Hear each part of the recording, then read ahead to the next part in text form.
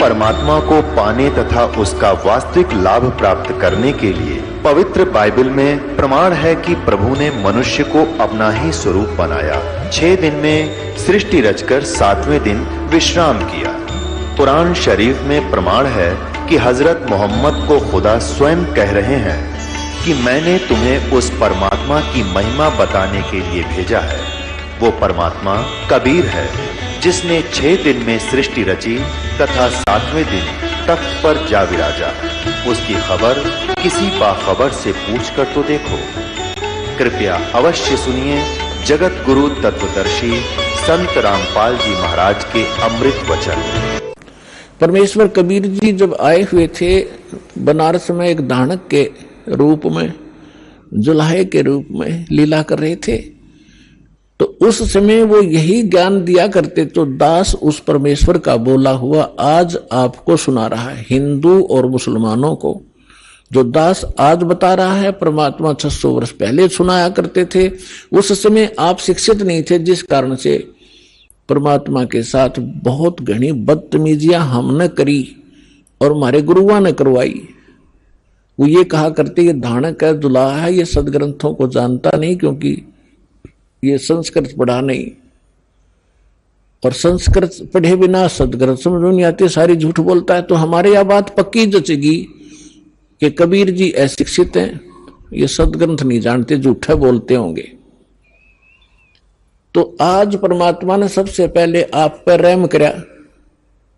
1947 में भारत आजाद हुआ, 1951 में दास को यहां भेजा। उसके बाद फ्लड आ गई शिक्षा की हिंदुस्तान में। नहीं, हमने हमारे उस समय मुझे मालूम है हमारी 2 सिस्टर तो बगैर पढ़ाई छोड़ दी कि ना हम नहीं पढ़ाएंगे। लड़कियों को तो आसपास भी नहीं, लड़के भी हमारी नंबर आया था पढ़ने का, उससे पहले सभी अशिक्षित थे। तो कहने का भाव ये है कि परमात्मा ने ये जो शिक्षा है या एक आग है, ये इस जीव की नाशक है। इसने नैतिकता का नाश कर दिया, आपस में शिष्टाचार खत्म कर दिया। ऊपर से हम लिपे चोपड़े दिखे हैं, अच्छी पैंट कोट पहन के, और सारे विचार बिगड़ गए, हमारा व्यवहार बिगड़ गया, बेईमान बन गए, अहंकारी बन गए, छोटी सी पोस्ट पाकर भगवान भूल गए। लेकिन परमात्मा ने ये एक बार ये करना जरूरी था। मालिक को मालूम था कि ये तो आत्मा है, इसको ज्ञान होगा, फिर ये छोड़ देगी उन बुराइयों को।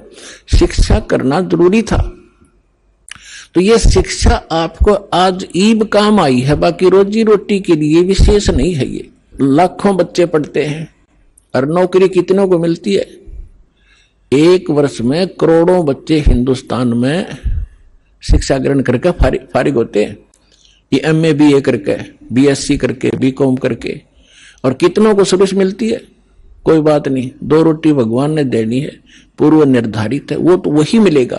जब तक आप इस शरण में नहीं आओगे तो आपको केवल वर्क डन ही, पिछला संस्कार ही मिलता रहेगा। और यहाँ आने के बाद ये कर्म की रेख बदल देता है, वो समर्थ है ना। भाग में तो लिख देगा आपके 2 रोटी का, इसके दरबार में कोई कमी नहीं। कमी रहेगी तो आपकी नीयत में रहेगी, आपकी श्रद्धा में रहेगी। तो उस समय परमात्मा ये ज्ञान सुनाया करते थे। हिंदू और मुसलमानों के जो पीर गुरु थे परमात्मा के दुश्मन बन गए कि ये तो हमारे धर्म का विरोधी है, ये ब्रह्मा विष्णु महेश को नासवान बताता है, इनके माता पिता बताता है, ऐसा करता है। ऐसे काजी और मुल्लाओं को परमात्मा लताड़ा करते थे कि तुम साधना गलत बता रहे हो। उनको कहा करते थे, एक मुल्ला मस्जिद में कुके, एक पुकारे बोका, इनमें कौन सिरे को जागा, हमको लग गया धोखा। अब तुम बकरीद मनाते हो, बकरे को हलाल करते हो, एक बकरा तो वहां मिमा रहा है, अपनी जान जा रही है, रो रहा है, म्या म्या कर रहा है, और एक मुल्ला कूक रहा है मस्जिद में, हे अल्लाहू अकबर, हे अल्लाहू अकबर, इस बकरे की रूह को स्वर्ग में स्थान देना। जैसे उस मुल्ला के बाप का नौकर है वो भगवान है, उसके कहने तो उसने स्वर्ग में भेज देगा उस बकरे की आत्मा ने। परमात्मा कहते हैं, जय यारू तय भिष्ट पिठाई तो कर तदबीर कबीला भाई। अगर तुझे डेफिनेट कॉन्फिडेंस है इस बात का कि ऐसी क्रिया से ये बकरे की आत्मा भिष्ट में चली जाती है, तो अपने परिवार ने करके दिखा, तो किसी एक इस तरह भेज उसको स्वर्ग में। तो इस तरह की परमात्मा की सच्चाई, इस कड़वी सच्चाई को वो बालक सहन नहीं कर सके, विरोधी बन गए। इसी प्रकार हिंदुओं को समझाया करते थे कि पांडे निपुण कसाई संतो, ये पांडे निपुण कसाई, ये बलि चढ़वाओ देवी कह के दे, काली कह के दे, भैरव कह, और ये गलत साधना बता रहे तुम्हारे को, शास्त्र विरुद्ध साधना दे। तो दोनों दुश्मन बन गए। और परमात्मा इन मुसलमानों को कहा करते और हिंदुओं को कहते थे, नहीं है दारम दारा, वहां तो नहीं है दारम दारा, उस दरगाह में धर्म राय है, लेखा लेगा सारा, मुल्ला को के बंग सुनावे ना बेरा करता रहा। और फिर परमात्मा हिंदुओं ने कहा करते थे कि वेद पढ़े पर भेद न जाने, ये बाँचे पुराण 18, और जड़ के आगे भोजन धरया और भूल गया सृजनारा। एक पत्थर के मूर्ति का भोग लगाता फिर है और भगवान ने भूला बैठा है। और बात कर मैं वेद का ज्ञाता हूं, खाक पड़ा तुमने वेद, वेद में लिखा कहीं ऐसी क्रिया करो। इससे वो सबक शुद्ध हुए और मुसलमान विरोधी कर दिए सारे मुसलमान उन पीरों और मुल्लाओं और काजियों ने कि कबीर काफिर है, हमारे धर्म की तौहीन करता है, ये मांस खाने को भी मना करता है, हमें राक्षस बताता है। एक दिन सिकंदर लोधी चला गया वहां पर बनारस में, काशी में, क्योंकि वो पूरा सम्राट था। दिल्ली के बादशाह के अंतर्गत सभी छोटे नरेश नवाब आते थे। तो वीरदेव सिंह बघेल काशी का नरेश था। वो राजा सम्राट यानी दिल्ली के बादशाह के अंतर्गत था, जैसे आजकल अन्य स्टेट हैं, लेकिन सेंटर में हमारे प्रधानमंत्री के अंतर्गत आते हैं। ऐसा वो प्रधानमंत्री समझ लो उस समय। तो वहां जाते रहते थे, अपने अन्य नवाबों के पास कुछ टैक्स वैक्स लेते थे वहां से, और उन वहां की पब्लिक की कुछ ग्रीवेंसेज भी सुना करते थे। मुल्लाओं को, काजियों को पता चला कि हमारा बादशाह आया है मुसलमान, क्योंकि वो हिंदू था इसलिए वो उसको कंप्लेंट नहीं कर पा रहे थे कि ये नहीं सुनेगा हमारी बादशाह आ गया। सारे मुल्ला काजी इकट्ठे होकर हजारों की संख्या में जाकर लागे नारे लाने। सिकंदर लोधी ने पूछा, भाई बताओ क्या बात है। उन्होंने बताया, जी एक काफिर है हिंदू, नाम कबीर है, जुल्हा के घर जन्म है, और वो हमारे धर्म की बेइज्जती करे, अपने आप को भगवान बताता है। वो कहता है हम या लखला है कुतुब गोस और पीर, गरीबदास खालिक दनी, हमारा नाम कबीर, मैं वो अल्लाह अकबर हूं। भगवान ऐसा कहता, हमारा तो जीना हराम कर दिया है, हमारी तकती नाक काट दी उसने। अब सिकंदर लोधी ने कहा कि लाओ पकड़ के। 10 सिपाही गए पकड़ने के लिए। तो 10 सिपाही लाए पकड़कर परमात्मा को, और सिकंदर लोधी राजा था। राजा लोग पिछले पुण्यकर्मों से ही बनते हैं, इनके अंदर जगह होती है, भगवान से थोड़ा सा डर भी होता है। तो उसने सोचा साधु संत फकीरों को बेमतलब दुखी नहीं करना चाहिए, लेकिन जनता के सामने राजा विवश होता है, अगर इसको कोई दंड नहीं दूंगा तो ये लोग मेरा विरोध करेंगे। इसलिए उसने कहा कि आप अपने आप को खुदा कहते हो, हमारे हजरत मोहम्मद जी ने एक गाय को मारकर वचन से और जीवित कर दिया था। यदि तू अल्लाह है और यह अल्लाह का रसूल है, पैगंबर है, तो इस गाय को हम कत्ल करेंगे, इसको जीवित करना। तो वहां पूरी सभा के अंदर एक गाय कत्ल कर दी। गर्भवती गाय थी, 4 टुकड़े हो गए मां बेटों के। और सिकंदर लोधी ने कहा कि अब करके दिखा जीवित इसको, नहीं तो तेरी गर्दन काट दूंगा। परमात्मा बोले कि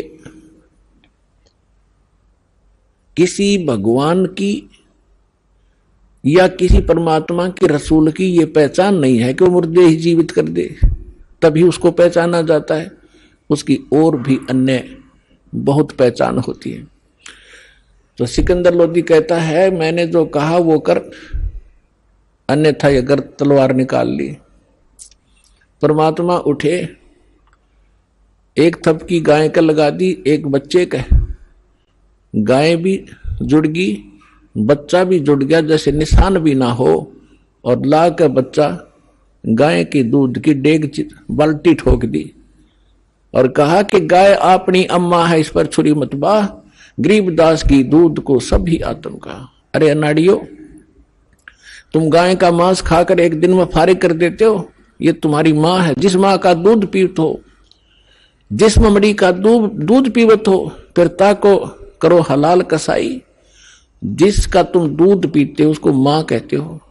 और गाय का, पहले गाय ही ज्यादा होती थी, भैंस इतनी प्रचलन में नहीं थी, नहीं तो भैंस भी माँ है, दूध तो उसका पीवे हम। और फिर तुम इसका दूध पीते हो, फिर इसको मारकर खाते हो, तुम्हारी दया को चोर ले गए हैं। तो उस समय सब कांपे खड़े खड़े, क्योंकि ऐसा चमत्कार।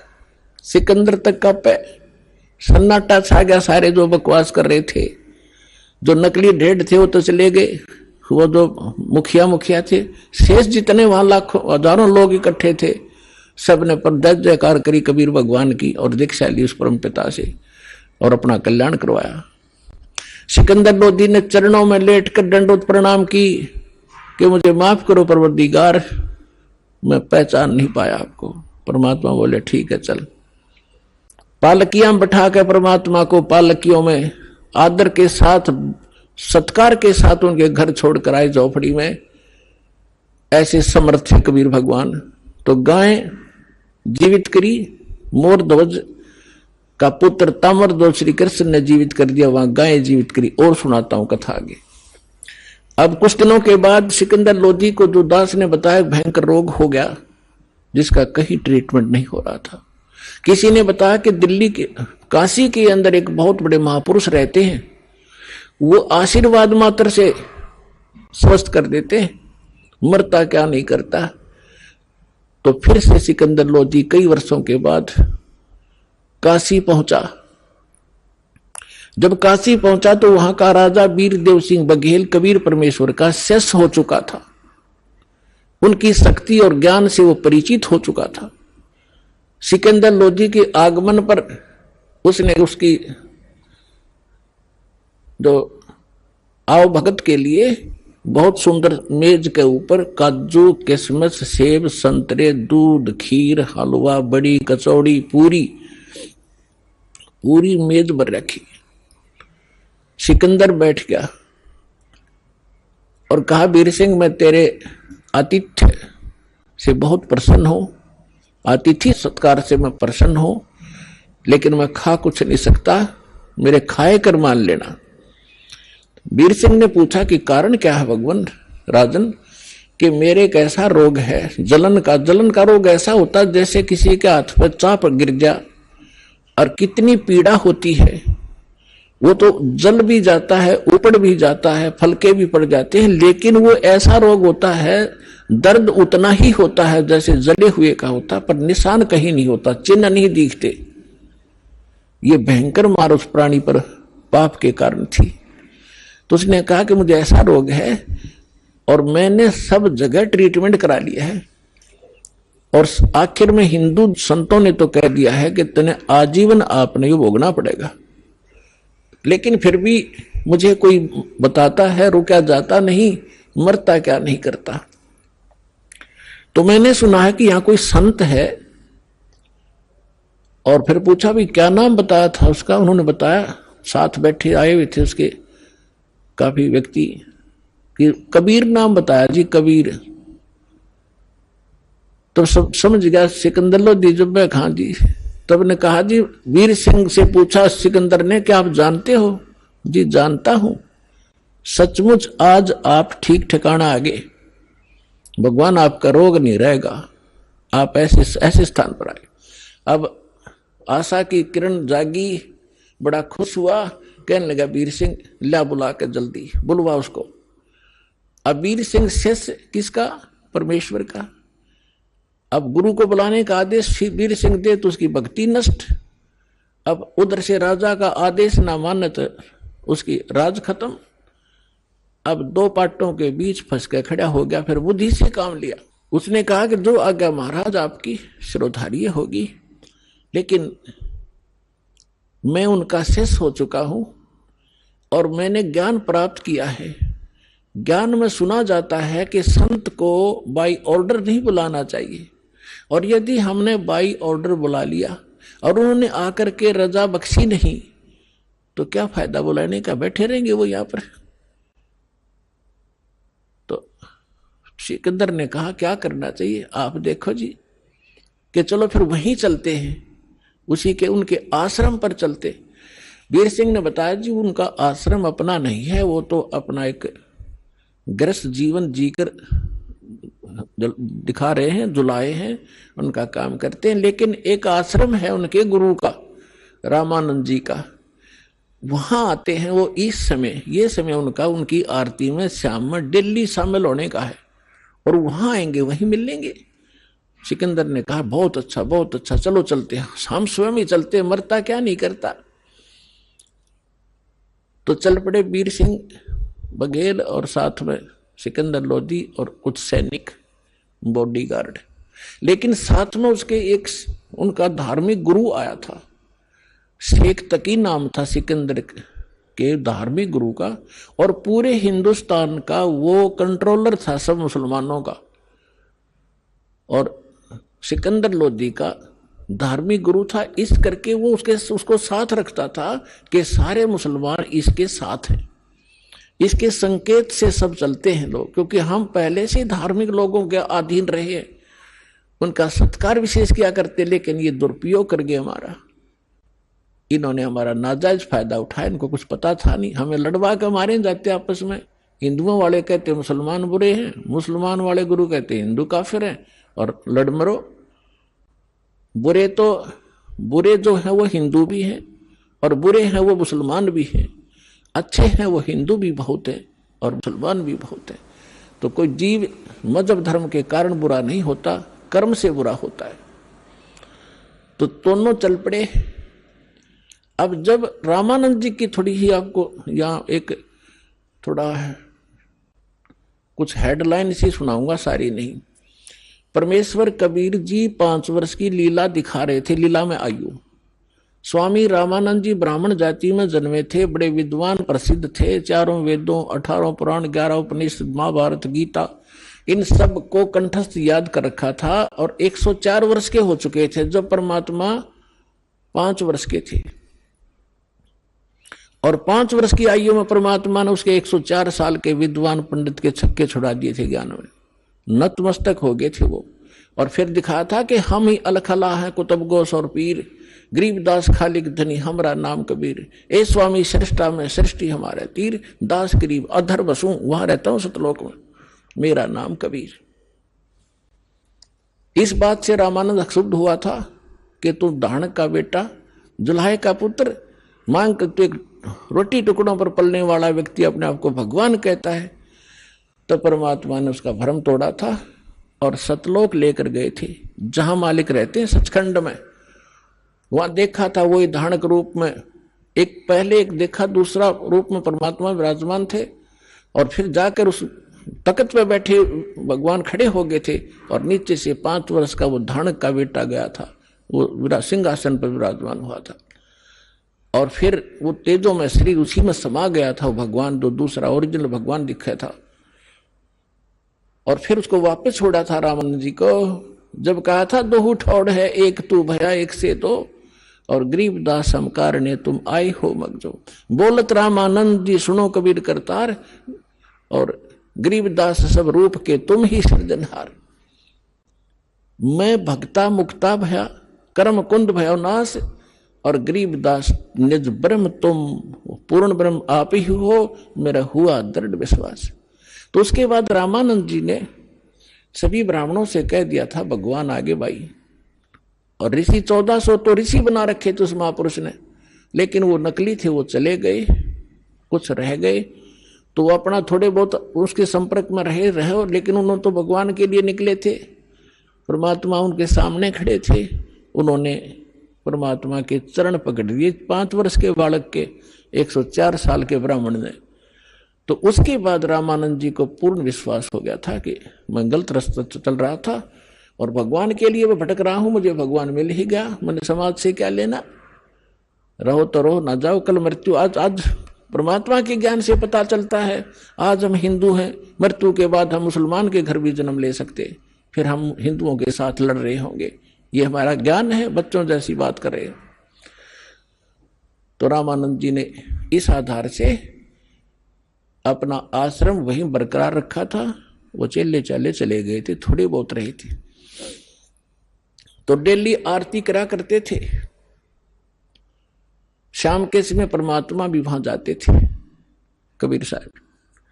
तो सिकंदर लोधी और वीरदेव सिंह बघेल जब वहां पहुंचे, वो पहले चले गए समय से, क्योंकि उसका तो लगन लाग रही थी, चल वीर सिंह जल्दी चल। वो घंटा आध घंटा पहले चले गए। तो गेट पर खड़े थे जो परमात्मा रामानंद जी के सेवक। तो गेट कीपर से पूछा, वीरदेव सिंह को पता था कि स्वामी रामानंद बेशक से परिवर्तन इनमें हो गया है, लेकिन मुसलमानों से अब भी नफरत करते हैं।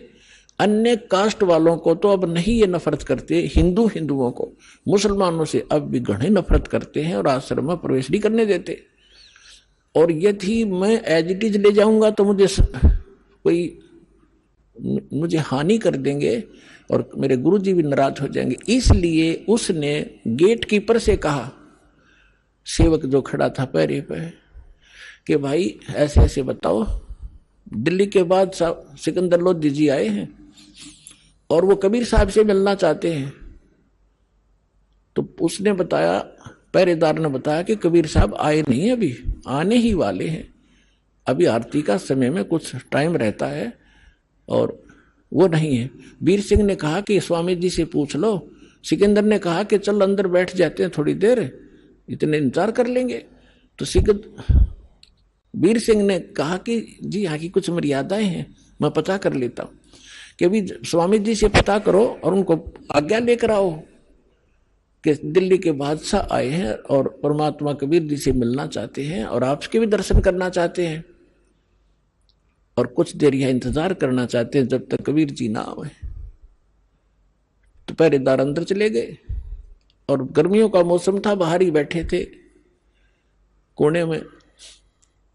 अपने आश्रम में वृक्ष बहुत लगे हुए थे। पहरेदार ने कहा, स्वामी जी दिल्ली के बादशाह सिकंदर लोधी आए हैं, आपका दर्शन करना चाहते हैं, वो कबीर जी से मिलने आए हैं, आपकी आज्ञा चाहते हैं अंदर आने की, कुछ देर रेस्ट करने की। रामानंद जी एकदम क्रोधित हो गए और कहने लगे, कह दो मैं इन मलेच्छों से बात नहीं करता, इनके दर्शन भी नहीं करता, ये मांस खाते हैं, बाहर ही बैठा रहेगा। अब ये वहां से सुनाई भी दी थी उनको भी, वीर सिंह को भी और सिकंदर लोधी को भी, जो स्वामी जी ने आवाज निकाली। और आके फिर पहरेदार ने बता दी कि जी ऐसे ऐसे कहा, स्वामी जी ने मना कर दिया कि मुसलमानों को हम आश्रम में प्रवेश नहीं करने देते, बाहर इंतजार कर लेगा। अब सिकंदर लोधी, दुर्भाग्य होता है राजा का, इसके अंदर अहंकार गणा होता है। अब संतों के साथ यदि कोई राजा टकराता है तो अंधा गधा होता है, जो रेल की पटरी पर खड़ा होकर उसी को लात मारना चाहता है। सिकंदर लोधी ने वही करा, निकाल कर तलवार और चल पड़ा अंदर। कि ये एक दो कौड़ी का महात्मा दिल्ली के सम्राट को ऐसी शब्द बोलता है तो आम मुसलमान के साथ ये कैसा बर्ताव करता होगा, इसकी गर्दन काट देता हूं। अब निकाल कर तलवार चल पड़ा। फिर कौन पूछा था, किसकी हिम्मत थी भगत उसको रोक दे, जाके संत की गर्दन काट दी, दो टुकड़े हो गए। अब ये क्रोध में आदमी करते दे है गलती, लेकिन फिर बाद में बुद्धि आती इसको, और सत्संग में आने के बाद इसको पहले बुद्धि आ जाती है कि ये जो करने जा रहा है इसका बहुत भयंकर रिजल्ट होगा, और जो मनमुखी होते वो करके पछताते हैं। अब सिकंदर लोधी वापस मुड़ लिया और कहता, वीर सिंह, फिर बुद्धि आ गई उसको कि वीर सिंह देख मेरे सारे उल्टे काम हो मेरे से, मैं चाहता हूं कोई पुण्य करना, मुझसे पाप होता है। आया था अपना इलाज कराने के लिए, ये घोर पाप और सिर पर रख लिया, और अब इसके शेष आएंगे कबीर जी, गुरु जी की हत्या देखकर वो मुझे श्राप देंगे। आप बता रहे को बहुत बड़े, बहुत शक्तिशाली और बड़े समर्थ है। अब चल वीर सिंह वापस चलते हैं, ये तो मैंने सारी उम्र भोगना ही पड़ेगा। अब वीर सिंह क्या बोल रहा है, वो राजा, वो वो छोटा, वो सम्राट आगे आगे चल पड़ा। जो ही बाहर निकले आश्रम से परमात्मा आ रहे थे। वीर सिंह ने कहा महाराज जी तो आ गए जी, ये सामने आ गए। अब वीर सिंह ने दंडवत प्रणाम किया। अब सिकंदर लोधी डरा हुआ था, कैसे समर्थ बताते हैं, मेरे से अपराध भी हो गया है, तो डरते ने उसने भी दंडवत प्रणाम किया। तो परमात्मा कहते हैं एक तीर से दो शिकार किए दाता ने। एक तो रामानंद जी के अंदर त्रुटि थी, वह ठीक करनी थी, और जब तक अधीन प्राणी नहीं होगा, विनम्र नहीं होगा, हृदय से पुकार नहीं करेगा, तब तक आशीर्वाद काम नहीं करे। अब जब तक यह घटना ना घटती, सिकंदर लोधी के अंदर इतनी नम्रता नहीं आती, और परमात्मा भी उसके ट्रीटमेंट में जानकर नहीं कर पाते, क्योंकि वो करते नहीं ऐसे व्यक्ति को जब तक वो विनम्र नहीं होले। तो सिकंदर लोधी ने दोनों दंडवत प्रणाम की वीर सिंह ने, तो परमात्मा ने दोनों के सिर पर हाथ रखा और कहा कि इस भिखारी के सामने दो दो नरेश आज कैसे प्रणाम कर रहे हैं, मेरी खैर तो है।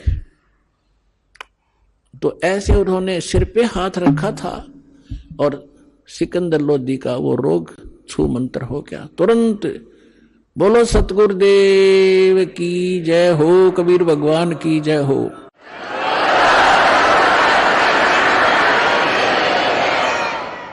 अब सिकंदर लोधी ने दृढ़ता से पैर पकड़ लिए, एकदम स्वस्थ हो गया, जैसे कभी रोग था ही नहीं।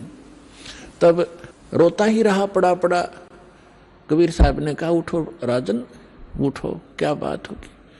कि भगवान परमात्मा ने पूछा कैसे आना हुआ, कि जिस लिए आया था वो तो आपने ठीक कर दिया, लेकिन मुझसे एक भयंकर भूल बन गई, ऐसी गलती बन गई दाता आप माफ नहीं कर सकते। परमात्मा ने कहा भी बता, कोई भी तेरी गलतियां मैं माफ करता हूं, कोई भी गलती कैसी भी है। खड़ा हो गया, फिर उसने सारी कहानी बताई, जी ऐसे ऐसे हमने प्रार्थना की थी, आपके गुरुजी ने हमारे साथ बद व्यवहार किया, मेरे अंदर नीचता है, मेरे अंदर राज का अहम था, मेरे से गलती होगी, मैंने गुस्से में उनका सिर काट दिया, उनका कत्ल कर दिया, मुझे माफ करो। परमात्मा बोले कोई बात नहीं राजन, मेरे साथ आ जा, इनका अंतिम संस्कार करा के जाना, नहीं तो लोग तुझे बहुत बुरा भला करेंगे, कहेंगे, और कुछ भी गड़बड़ हो सकती है, आ जाओ, कोई बात नहीं।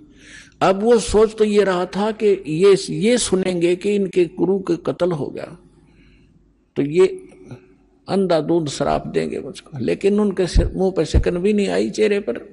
कहा कोई बात नहीं, कौन किसने मारे, ये तो संस्कार था आपका, उसका, इसकी मृत्यु आपके हाथ से लिखी थी। अब सिकंदर वीर सिंह से कहता है, वीर सिंह वे संत देखे पर इससे नीचे नीचे, नहीं तो पहला पता नहीं कहता गाली दे वो मेरे ते, और कितना शराब दे देता, और देख कितने प्यार से बोला। अब वीर सिंह सोच रहा है कि ये तो ट्रेलर देखा आपने, अब और देखियो क्या क्या होगा। अंदर जाकर देखा कि रामानंद जी का शव दो भागों में अलग अलग पड़ा था, कपड़े ढक रखे थे, और वहां पर ब्लड बह रहा था। सब जब कबीर साहब अंदर गए तो वहां सेवक जो रहते थे वो दौड़कर आए, कहा कि कबीर जी सिकंदर लोधी ने गुरु जी का कत्ल कर दिया आज, राजा दिल्ली के बादशाह ने। तो परमात्मा ने कहा रे भले आदमियों, तुम आज तक ये नहीं समझ सके भगत होकर के कौन किसने मारता है, कोई संस्कार था इनका, और कोई बात नहीं, हो गया सो हो गया, बात न बढ़ाया नहीं करते, कोई बात नहीं, चुप रहो। अब इतने में पीछे पीछे सिकंदर लोधी वो आगे, उसको देखकर फिर डर गए सारे, ये फिर आ गया भाई। अब परमात्मा ने चरणों की तरफ एक पुण्यात्मा हमें शिक्षा दे रहे हैं भगवान कि गुरु के प्रति इतने समर्पित होना चाहिए आप जी ने। वो तो मालिक थे, उनको जरूरत नहीं थी गुरु की, लेकिन हम दासों का उद्धार गुरु के प्रति ऐसी श्रद्धा बिना हो नहीं सकता।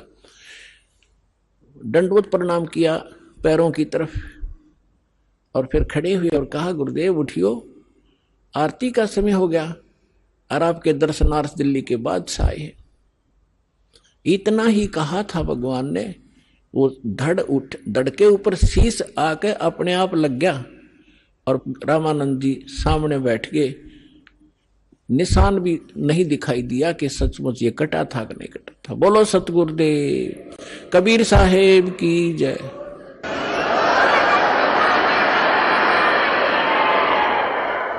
अब रामानंद जी ने जब देखा सामने सिकंदर फिर खड़ा है, उसका फिर तोड़ी पड़ गई सलवटे माथे पर, तो परमात्मा ने कहा कि भगवान हम सभी एक परमात्मा के बच्चे हैं। लेकिन उधर से दिमाग हटा के कबीर साहब ने, रामानंद जी ने देखा सामने,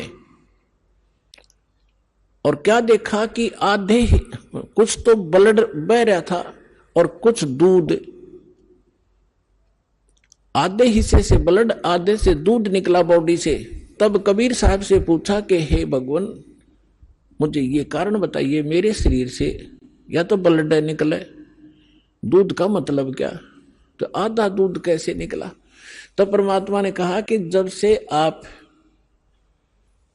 को ज्ञान हुआ है उसके बाद आपने हिंदुओं के शूद्रों से तो नफरत छोड़ दी।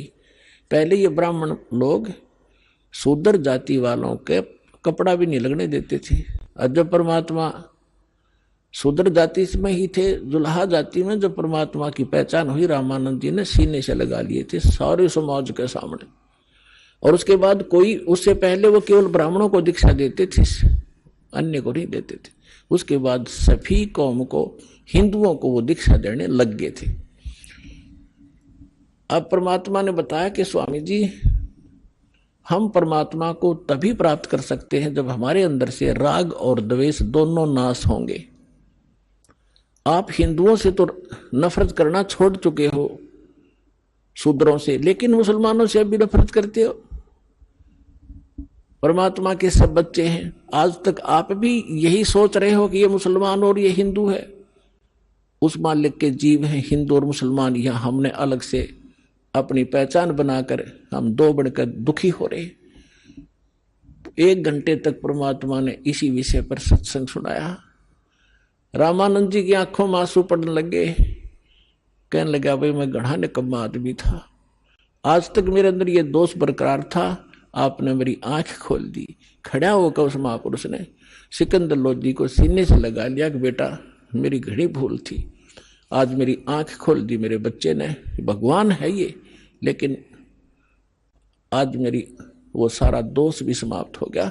आज के बाद मैं किसी के प्रति कोई नफरत नहीं रखूंगा। बोलो सतगुरुदेव।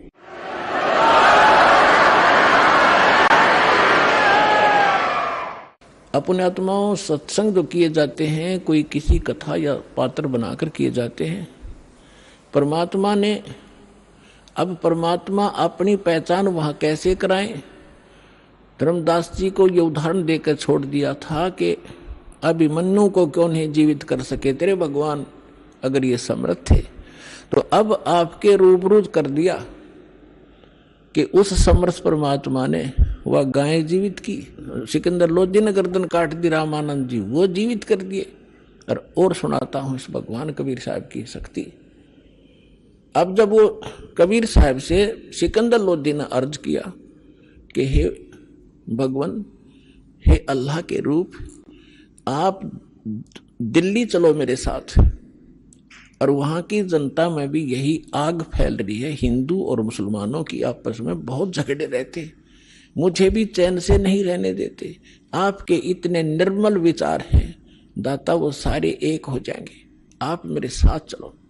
परमात्मा बोले मैं ऐसे नहीं चलता, पहले मेरा शिष्य बन तब मैं जाऊंगा।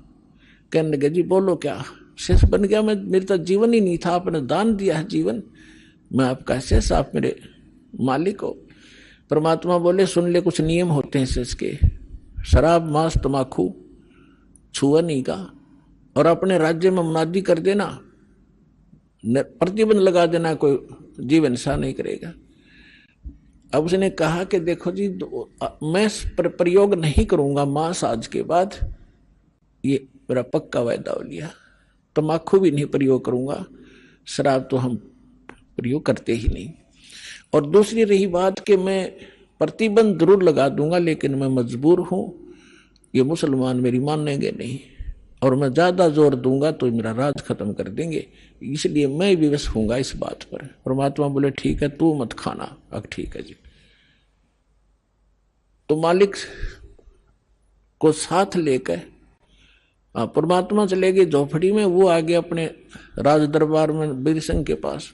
तो वहां शेख तकी नाम का जो गुरु था मुसलमान, उसको जाकर के राजा ने बताना ही था अपनी खुशी कि भाई आज मैं कमाल हो गया, मैं बिल्कुल स्वस्थ हो गया तकी, शेख तकी जी, हे पीर जी।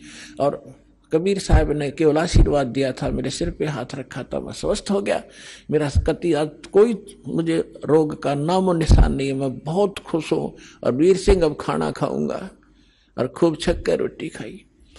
अब कहते हैं 2 फकीर और 2 वजीर ये कभी भी एक दूसरे की प्रशंसा सुन नहीं सकते। अब उसके आग लगी कि तेरी महिमा कम और कबीर की महिमा ज्यादा होगी। तो मुंह तो डाल दिया शेख तकी ने। सिकंदर लोधी को मालूम था कि शेख तकी रूस गया तो मुसलमान ग्रुप सारा रूस गया तेरा, और ये आग लगा देगा, तेरे राज को नाश करवा देगा।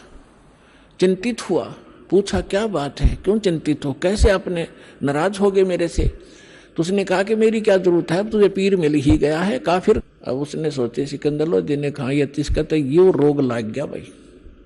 तो कहने लगा जी क्या बात है बताओ तो, कि क्या जरूरत है तुझे? आप तो कहता ठीक कर दिया, और आप ये कहती हो रामानंद को जीवित कर दिया, मेरे सामने जीवित करके दिखाओ तब मानू मैं।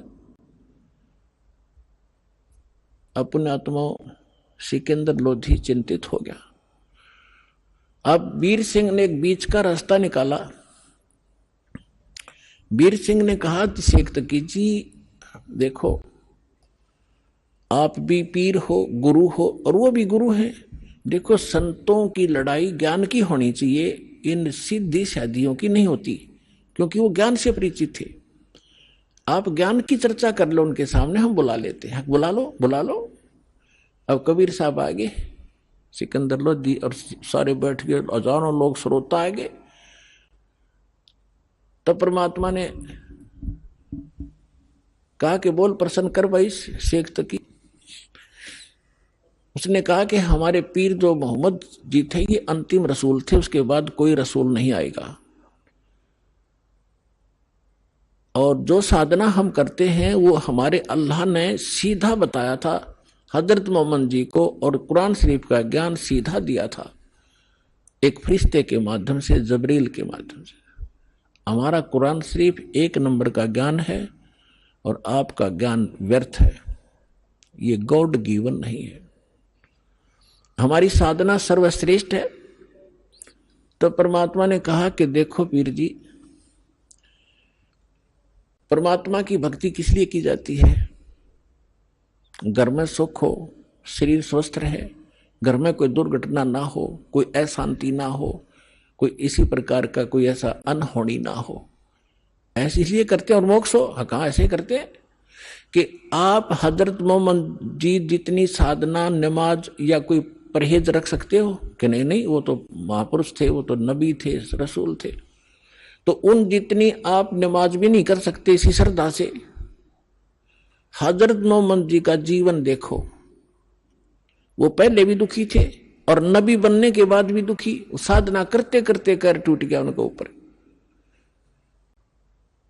पहले उसकी मां की गर्भ में थे जब पिता की मृत्यु, 6 वर्ष के हुए जब मां की मृत्यु, फिर दादा पाले था, 8 वर्ष के हुए दादा की मृत्यु, अनाथों की तरह पला, और फिर उसका 25 वर्ष की आयु में एक 40 वर्ष की आयु की एक औरत से विवाह हुआ, जो 2 बार पहले विधवा हो चुकी थी। उसके बाद उससे उसको 7 संतान हुई, 3 पुत्र और 4 पुत्रियां। और जब वो नबी बन चुका था उसके बाद उसकी 3 पुत्र मर गए उसकी आंखों के सामने। तो खाक साधना तुम्हारी, और इस भक्ति से ऐसे कैर टूटते रहे तो क्या भक्ति है ये तुम्हारी? अब फिर टेमू हो गया उसे, शेख तकी चुप हो गया। कहने गए तो हमारे नबी की बेइज्जती करता, हम सुन नहीं सकते हैं, ये कहकर उठकर झंडी पाड़ दी। इनके पास यही है, नकलियों के पास बकवास करना। फिर सिकंदर लोधी का यह बात घर में हृदय में दचगी के सचमुच खाक साधना थी वह, लेकिन वो राजा बोल नहीं सकता पब्लिक के सामने। पब्लिक के सामने संत ही बोल सकता है। संत सर्व हितैषी होते हैं, वो केवल अपने राज के हितैषी होते हैं। अब अगले दिन सिकंदर लोधी ने परमात्मा को, कबीर जी को अपने हाथी पर बैठा लिया। अपने हाथी पर, जिसमें एक अलमारी सी एक रूम बना होता था, उसको हाथी के ऊपर, और उसमें स्वयं भी बैठी है, कबीर साहब को उसी में ले लिया और चल पड़े वापस दिल्ली को। अब रास्ते में आए, पड़ाव डाला एक नदी दरिया के ऊपर, क्योंकि वहां सैनिक भी काफी साथ थे, वहां भोजन बनाते थे, नहाते धोते थे, इसलिए पानी का आसरा लेकर के वहां रुका करते थे सफर में। तो शाम ने सब अपना लेट गए, सुबह उठे। सिकंदर लोधी का दिनचर्या थी, सुबह जाकर उस पीर जी का माथा टेक्या करता, उसको खुश रखने के लिए। जब उसके टेंट में गया, मुंह चढ़ा रखा, उसने टेढ़ा मुंह कर लिया, सीधा मुंह नहीं बात करे। सिकंदर समझ गया कि इसका कोई मरोड़ी लग गई, कोई आज फिर इसका कुबद भारी है इसके मन में। विनम्र भाव से पूछा, पीर जी क्या हो गया, कि क्या जरूरत है आपने मेरी? अब तुझे मिल गया ना वो मुर्दे जिंदे करने वाला। मैं तो जब मानू मेरे आंख सामने वो मुर्दा जिंदा करे, तब उसको वो पीर पैगंबर की संज्ञा दूंगा, नहीं तो जाके मुसलमानों को कह दूंगा कि राजा काफिर हो गया है। तो राजा हिंदू बन गया है, काफिर बन गया है, एक हिंदू को गुरु बना लिया। अब सिकंदर के पैरों तले की धरती खिसक गई, ये जाते काम करेगा, और सारे मुसलमान इसकी मुट्ठी में, और राज से रहित करेगा मुझे। चिंतित हो गया, वापस आ गया। उस टेंट में आया जहां भगवान बैठे थे, परमात्मा अंतर्यामी है। उनका चेहरा उतरा, देख कर कहा कि राजा, कोई राजकाज की बुरी खबर मिल गई क्या? तो उसने कहा कि भगवान, आपके रहते राजकाज की क्या खबर बुरी मिल सकती है, लेकिन मेरे साथ जो पीर है हमारा, ये मेरा शर का दर्द है, और ये जब चाहे हो जाता है। आज यो मेरे से ढंग से बात नहीं कर रहा है, और इसने मुझे चिंता पैदा ये कर दी है कि तूने काफिर गुरु बना लिया है, और मैं मुसलमानों को बताऊंगा, और जाते मेरा यू काम बिगाड़ेगा। ये तो पक्का अनाड़ी है। परमात्मा ने कहा, क्या कहता है? कि ये कह रहा है कि मेरे सामने मुर्दा जिंदा करके दिखावा कबीर, तब मानू मैं। परमेश्वर बोले, भाई जा, उसने नो कह दे कोई मुर्दा ले आवे, चल तेरी टेंशन तो खत्म करूं मैं, हमारी तो देखी जाएगी। अब परमात्मा अपने बच्चे के, अपने भगत की टेंशन नहीं देख सकता। सिकंदर लोधी ने कहा कि पीर जी आप लाओ मुर्दा कोई। सिकंदर को तो पता था, उसके सामने कर रखा कि 2 मिनट में करेंगे, तो भगवान है, अल्लाह है। अब शेख तकी कहता है, मैं कहां से लाऊं, कभी होगा जब इसका परीक्षा लूंगा। अब परमात्मा ने सोचे, इतने सिकंदर मर लेगा, वहां तक पहुंचाएंगे, इतने हार्ट अटैक हो जाएगा, इतना चिंतित है। इतने में क्या देखा कि एक 13 वर्ष के बच्चे का शव दरिया में आ रहा है। और वो कैसे आया था कि उस बच्चे की आयु शेष नहीं थी, वो मर चुका था। कुछ कबीले ऐसे होते हैं जो जल पर, जो ना तो गाड़ते हैं, जमीन में नहीं दफनाते, और न ही वो जलाते हैं, वो जल प्रवाह कर देते हैं, इस उद्देश्य से कि इसके मांस को जीव जंतु खा लेंगे समुद्र के, कुछ पुण्य मिलेगा। इस करके उसको एक फ्लोटिंग सा बना करके, एक घास फूस का तैरने वाला बेड़ा सा बना के उस पर लिटा देते हैं, और ऐसे सत्कार से उसको बहा देते हैं। वो बहता हुआ आ रहा था, तब सैनिक स्नान कर रहे थे, उन्हें दूर से देखा कि वो आ गया मुर्दा, एक मुर्दा आ गया, मुर्दा आ गया। सबको पता चल गया था कहानी क्या है। तो सभी आकर इकट्ठे हो गए, कबीर साहब भी आ गए, सिकंदर उसको शेख तकी कोई बुला लाए। तब परमेश्वर ने कहा, शेख तकी पहले तू जंतर मंत्र कर ले, कदे फिर नंबर बनावे, और करके दिखा इसको जीवित।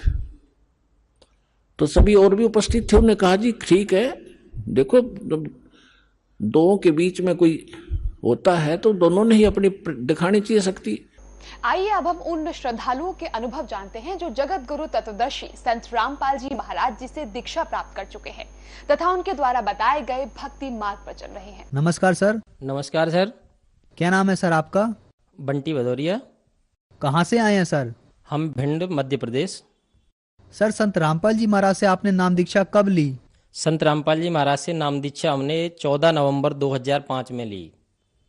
सर संत रामपाल जी महाराज से नाम दीक्षा लेने से पहले क्या आप कोई भक्ति साधना करते थे? संत रामपाल जी महाराज से नाम दीक्षा लेने से पहले भगत जी हम ये जो तीनों देवी देवता और हनुमान जी ये सारी साधनाएं जो पूर्वज हमारे करते आ रहे थे और यही साधनाएं हमारे यहाँ प्रचलित थी और रामायण को पढ़ना, तो यही साधना सारी हम करते थे। तो सर जो देवी देवताओं तथा आपके पूर्वजों द्वारा बताई गई साधनाएं आप करते थे, तो उन सब साधनाओं से आपको क्या क्या लाभ हुए?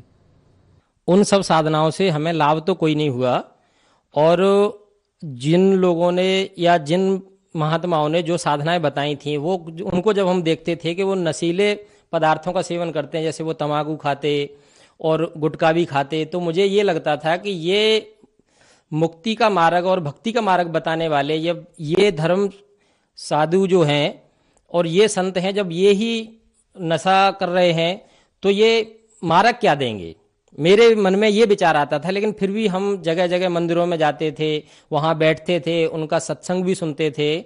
और कई बार हम देखते थे कि मंदिर में जो महंत जी बैठे हैं, जब वहाँ ज़्यादा लोग नहीं होते थे तो वो कहते थे बेटा हमारे लिए आप पुड़िया ला दो या तम्बाकू ला दो, तो हम उनके लिए उस मंदिर से 2-2, 3-3 किलोमीटर पैदल चल के वहाँ से नशीले वस्तु लाते थे, क्योंकि हम ये सोचते थे कि किसी के लिए मना करना पाप होगा, इसलिए हम उसकी कहा मानते थे और हम उसको सेवा समझ के करते थे, और उससे हमें लाभ कोई नहीं हुआ और हमें नुकसान ही होते रहे। नुकसान ये होते रहे कि हमें परमात्मा का सत्ज्ञान नहीं मिला और हम उन क्रियाओं को करते थे कि इससे हमारे घर में सुख शांति आएगी और हमें कोई परेशानी नहीं आएगी, लेकिन हमारे घर में कोई सुख शांति नहीं होती थी और ज़्यादातर जो कष्ट हैं वो ज्यों के त्यों बने रहते थे। जैसे घर में क्या था कि पिताजी हमारे किसान हैं और जैसे भैंसों का मर जाना कई बार, या घर में बीमारी का बना रहना, या कोई ना कोई बीमारी बनी रहती थी, तो उसके लिए हम डॉक्टरों के पास पैसा खर्च करते थे।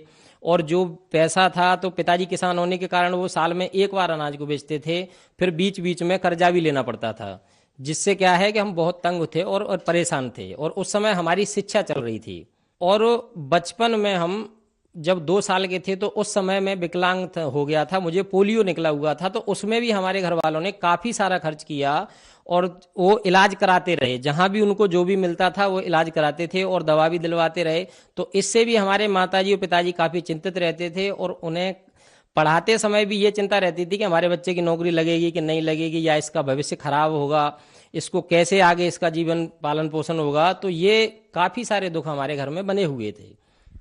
तो सर जैसा कि आपने बताया कि आप पहले जो भक्ति करते थे उससे आपको कोई लाभ नहीं हुआ, लेकिन आपकी परेशानियां बढ़ती चली गईं, तो फिर संत रामपाल जी महाराज की शरण में आप कैसे आए? सर संत रामपाल जी महाराज की शरण में हमें 2005 में अप्रैल के माह में हमारे एक भाई हैं श्यामदास जी जो अहमदाबाद रहते हैं, उन्हों को 2 पुस्तकें मिली थी संत रामपाल जी महाराज की, गहरी नज़र गीता और प्रभु की परिभाषा।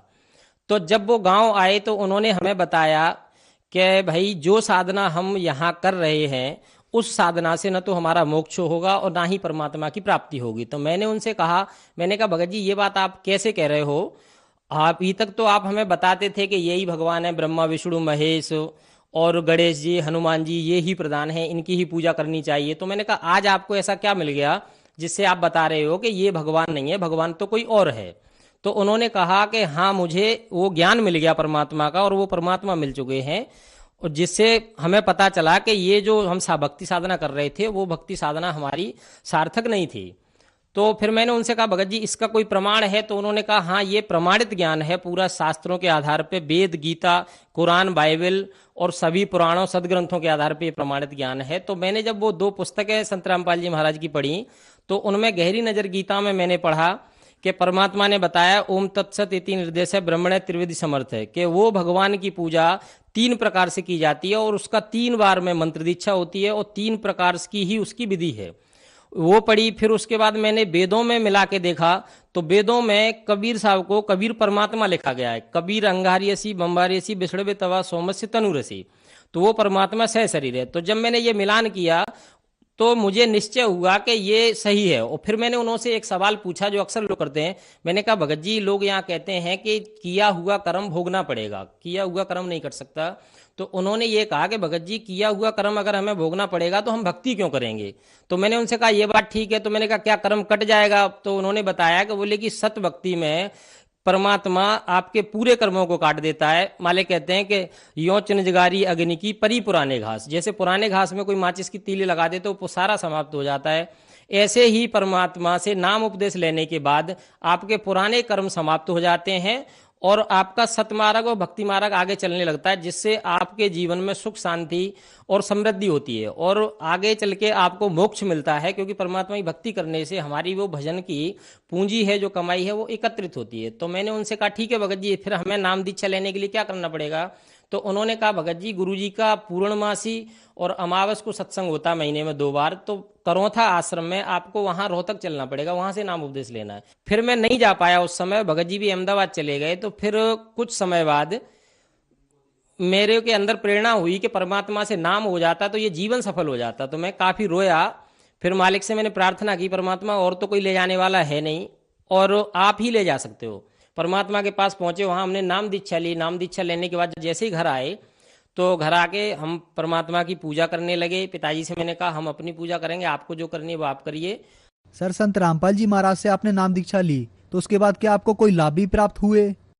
संत रामपाल जी महाराज से नाम दीक्षा लेने के बाद सर हमें बहुत सारे लाभ प्राप्त हुए। अगर हम बताने लगे तो 3 दिन निकल जाएंगे, तब भी पूरे नहीं हो सकते। संत रामपाल जी महाराज से नाम दीक्षा लेके जैसे ही हम घर आए तो हमारी माता जी से मुलाकात हुई। तो उन्होंने कहा कि बेटा हमारी तबीयत खराब है और आप हमें डॉक्टर के पास ले चलो। और हमारा उसी दिन आश्रम से आना हुआ था। तो मैंने उनसे कहा माता जी ऐसा करते हैं, आज रुक के अगर अपन कल चलें।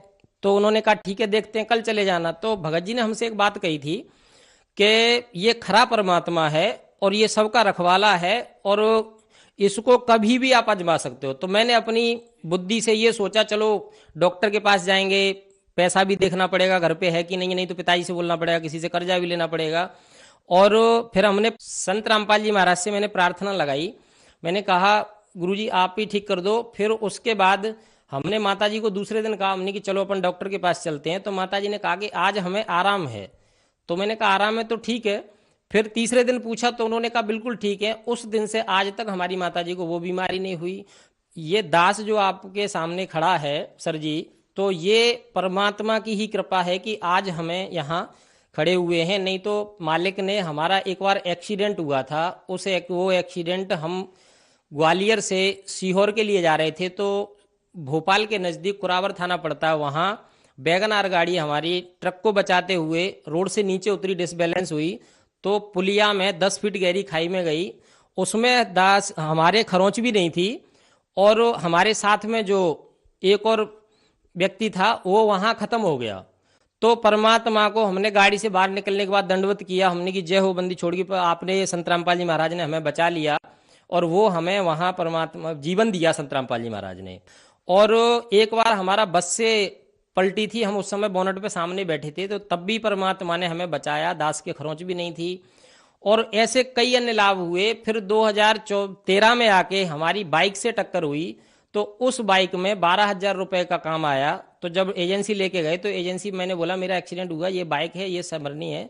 तो वो मेरे से बोलता है, बोले कि इसको चला कौन रहा था। तो मैंने कहा इसको हम ही चला रहे थे। तो उसने कहा कि आपके तो खरोच भी नहीं है। तो मैंने कहा ये हमारे परमात्मा का चमत्कार है, संत रामपाल जी महाराज का, और इसलिए हमारे कोई खरोच नहीं है। सर जी हमें परमात्मा ने नौकरी दी, जो सरकारी नौकरी दी, और मध्य प्रदेश के ऑडिट विभाग में हमारी जॉब है। और परमात्मा ने हमारा जो पैर विकलांग था इसमें भी मालिक ने सही कर दिया। हम आज चलने फिरने में बिल्कुल भी असमर्थ नहीं है, अच्छे से चल फिर रहे हैं। और संत रामपाल जी महाराज ने हमारे परिवार में भी 4 नौकरी लगी उस समय, एक मेरी, 2 भाभियों की, और हमारे भाई साहब जो शाजापुर में टीचर हैं श्याम सुंदर दास, उनकी भी नौकरी लगी। तो संत रामपाल जी महाराज से जुड़ने के बाद हमें इतने लाभ प्राप्त हुए और उससे आज पूरा परिवार खुशहाल जीवन जी रहा है। हमारे परिवार में हमारे पिताजी नशा करते थे, गुटखा खाते थे, वो भी गुटखा छोड़ गए। हमारी दादी 83 साल की एज की थी, तो उन्होंने 9 साल की उम्र से तंबाकू खाई थी। संत रामपाल जी महाराज से उन्होंने भी उपदेश लेने के बाद तंबाकू छोड़ दी और 70 साल के पीरियड में उन्होंने तम्बाकू नहीं छोड़ पाए, लेकिन गुरुजी से उपदेश लेने के बाद उन्होंने तम्बाकू छोड़ दी और उन्होंने अच्छे से भक्ति कर रही। और अब संत रामपाल जी महाराज से जुड़ने के बाद हमारे ताऊ जी भी जो रामायण का भी ज्ञान रखते थे, लेकिन तम्बाकू वो अवश्य खाते थे। हमने उनसे पूछा कि आप नशा करते हैं, आप भक्ति भी करते हैं, तो उन्होंने कहा इसमें क्या है, ये तो हमारे गुरुजी भी खाते थे।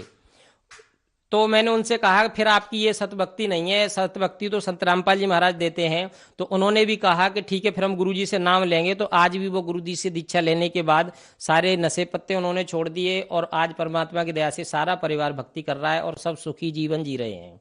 सर, आपने बताया कि आप ऑडिट डिपार्टमेंट में हैं और ऑडिट डिपार्टमेंट में आप लोगों के अकाउंट का ऑडिट करते हैं, लेकिन जनता ये कहती है कि संत रामपाल जी से आज अंधविश्वासी लोग जुड़ते हैं, तो इन बातों में क्या सच्चाई है? सर, संत रामपाल जी महाराज से जो लोग जुड़ रहे हैं वो बिल्कुल भी अंधविश्वास के तहत नहीं जुड़ रहे हैं। उन्होंने संत रामपाल जी महाराज के द्वारा बताए गए सत्य ज्ञान को समझा है, जाना है, और उस सत्य ज्ञान को समझने के बाद भी लोगों को इतने सारे लाभ हो रहे हैं कि AIDS, cancer, TB, brain tumour जैसे नामुमकिन बीमारियों का ऐसे इलाज होता है कि परमात्मा की शरण में जाने के बाद वो स्वतः ही समाप्त हो जाती हैं।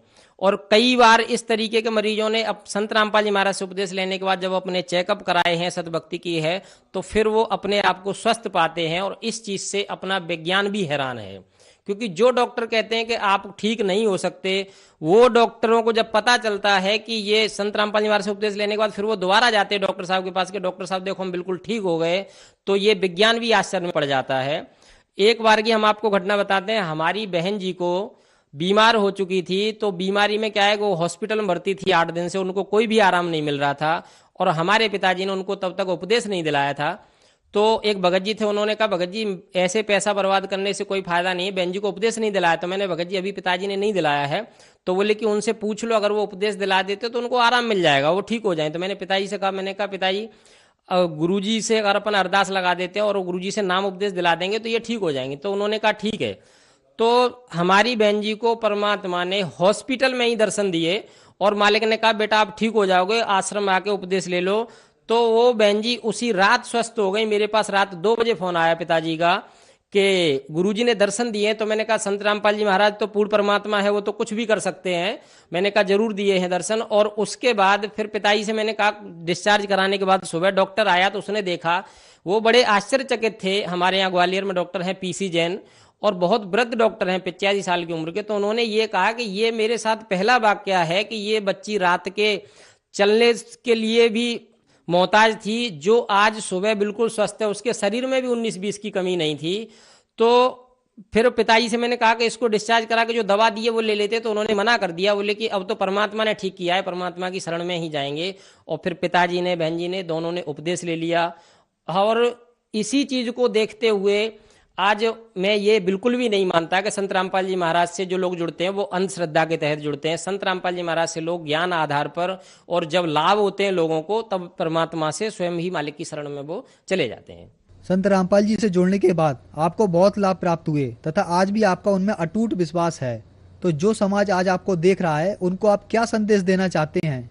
सर जी, दास समाज को संदेश क्या अनुरोध कर सकता है, संत रामपाल जी महाराज से जुड़ने के लिए ये सारा भगत समाज जो संत रामपाल जी महाराज के आध्यात्मिक चैनलों पे सत्संग आते हैं, उन पे पीली पट्टी भी आती है, उस पे नंबर आते हैं, तो उन पे वो अपने नजदीकी नामदान सेंटर जहां से दीक्षा प्राप्त होती है उनसे संपर्क कर सकते हैं। और संत रामपाल जी महाराज से मैं अनुरोध करूंगा पूरे समाज से कि संत रामपाल जी महाराज से जुड़ें, क्योंकि वो पूर्ण परमात्मा आए हुए हैं।